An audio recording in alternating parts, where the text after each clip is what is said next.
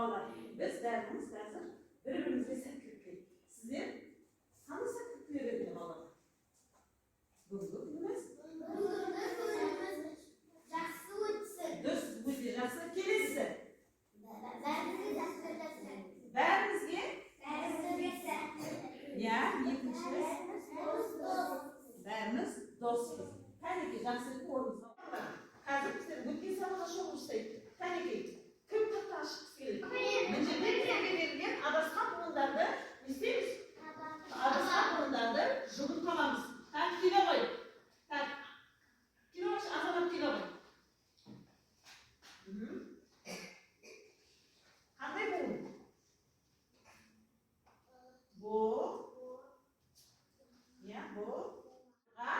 Сол ұрсай кәнекей адасқан буындарды істейміз. Тауып көрейік. Кәнекей шығарып балалар. Кім шығар? Так, келе ғой. Ержан келе қойшы.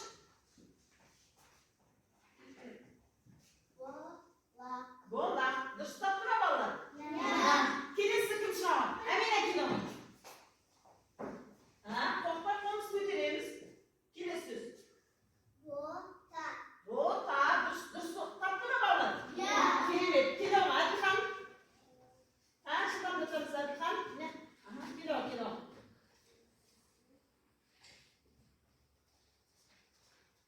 Келесі. Қандай сөз шықты? Бұрын. Дұрыс па балалар? Келесі келе ғой. Шығыс келе ғой шыдан. Келесі. Бұғы. Дұрыс па тапқан? Дұрыс па қой. Дұрыс балалар. Келе ғой, аяна. Келе ғой.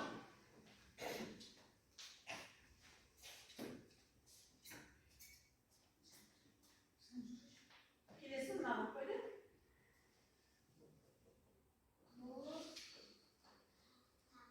Қандай сөз шықты? Бұтақ. Дұрыс па балалар?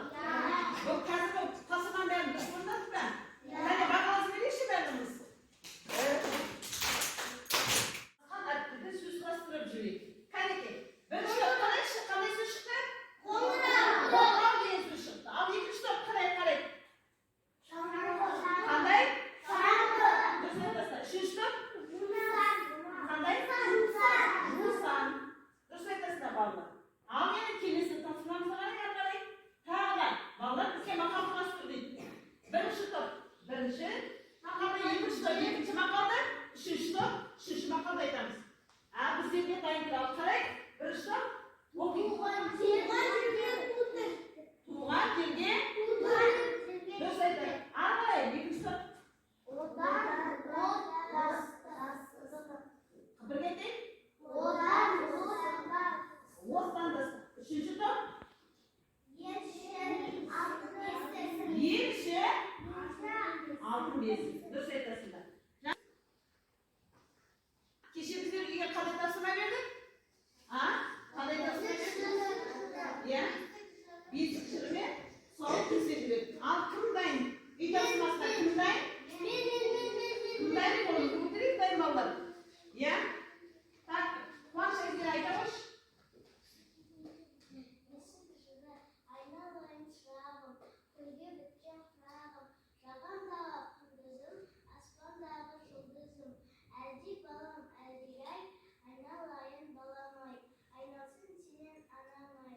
Молодец. Өте керемет. Шапалақпен. Өте керемет. Айсерен айта ғой. Мұхтар Айсерен. Айналайын шырағым, көлге біткен қырағым, жағамдағы құндызым, аспандағы жұлдызым, әлди балам, әлдилей, айналайын баламай, айналсын сенің анамай. Өте жақсы айтты. Солай ма балалар? Айсеренді жақсы етіп бағалайықшы балалар. Қалай етті сабақта? Жақсы ма? Мінекей, Айсерен, балалар сені өте жақсы деген бағамен бағалады. Жұмбақ жастар.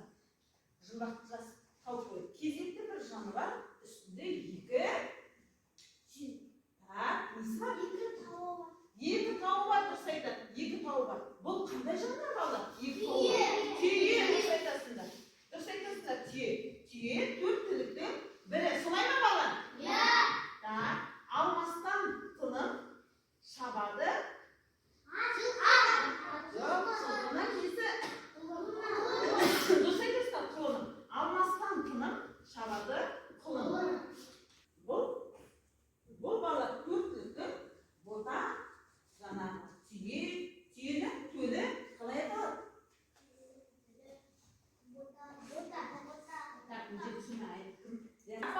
Енді біздер бүгін жаңағы 4 түрліктің түрмен, 4 түрлікпен танысамыз.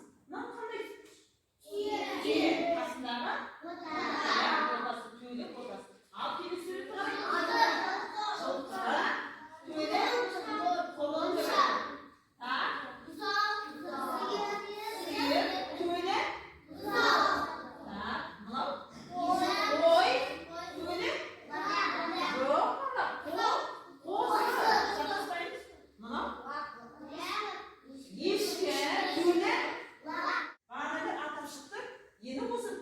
Малының атауларын жазып шығайшы. Қанекті кім жазады? Әдеп етіп. Айкөркем келе ғой, тақтаға жазайық.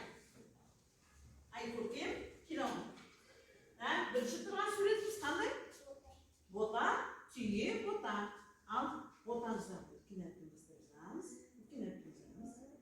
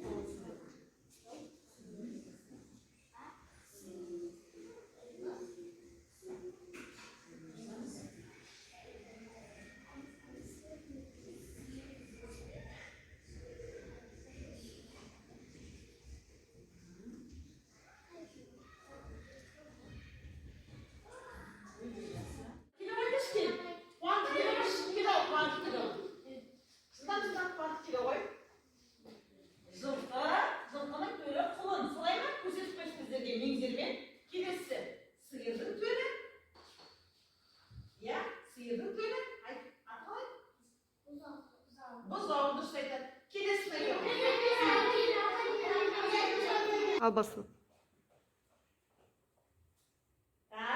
Түйенің төлі. Қалай айтылады? Бота. Бота, дұрыс айтады. Келесі келесі. Мынау қойдың төлі. Қозы. Дұрыс айтады. Жақсы, балалар дұрыстап тұр ма? Дұрыстапты. Олай болса, бүгін біздер балалар Абдрахман Асылбектің жаңағы бота деген өлеңімізбен танысамыз. Кітабымызды оқулығымызды ашайық балалар. Абдрахман Асылбек деген 1938 жылы 1 мамырда Жамбыл облысының Талас ауданына қарасты Үшарал ауылында туған. Балалар осы жаңағы бота деген өлең ашайық оқиды. Тапты балалар. Қанекей кім оқиды? Мен сіздерге жақсы оқиын. Бәріміз бірге қарап отырамыз.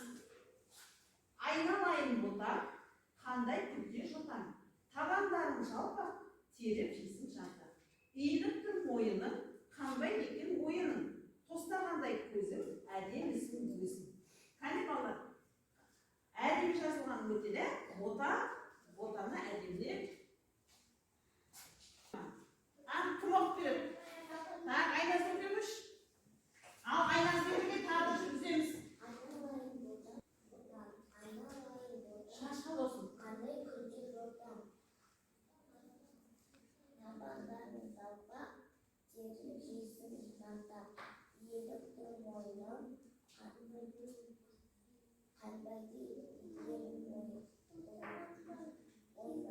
Тостағандай көзің, әдемісің өзің.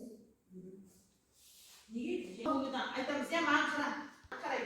Мына біздің өлеңіміздің астында берілген түйенің пайдасы қандай балалар бізге? Түйенің қандай пайдасы бар?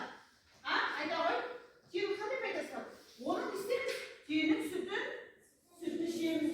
Сүттен не істейді тұрады? Шұмар жасайды, дұрыс айтасыңдар. Қорып жасайды, дұрыс айтасыңдар. Оның жүнінен не істейді балалар? Киімдерді тоқып, түтіп, киім деген. Және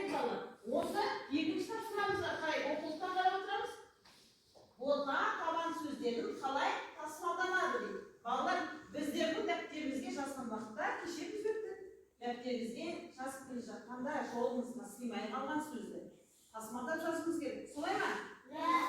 Яғни сол тасымалдау бота деген сөзді қалай тасымалдаймыз? Қалай тасымалдаймыз? Бота. Иә. Табан тасымалдайды. Табан. Балалар, біздер тасымалдаған уақытта сөздерімізді не істейміз? Табан деп тасымалданады екен.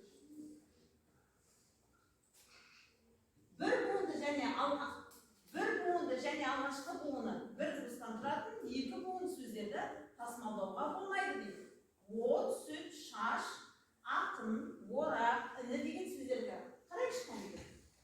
Дәптеріміздегі екінші жаттығуды ашайық. Кәнекей балалар, бізге бүгін қандай көркем жазу, қандай әріп келіп тұр? У әрпі келіп тұр. Солай ма? Қандай әріп? У дыбысын. У дыбысы қандай дыбыс балалар? Ол кейбір жерде дауысты болып келеді, кейбір жерде дауыссыз болып келеді. Ал дәптеріміздегі у дыбысын әдеметіп көркемдеп жасайық.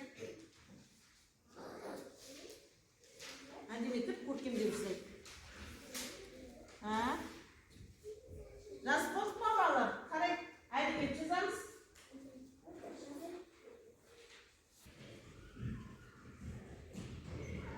У дыбысын үлкен